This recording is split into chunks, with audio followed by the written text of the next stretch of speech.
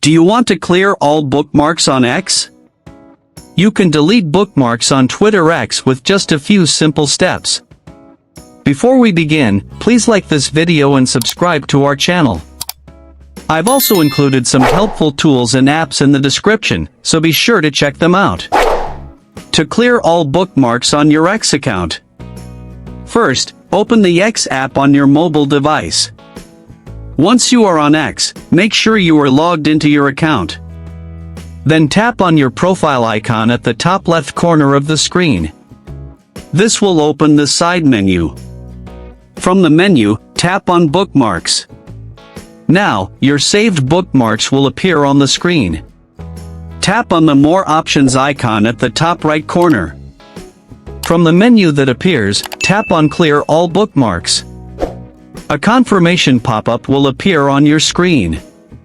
Now, tap on Clear to confirm. X will remove all bookmarked posts from your account.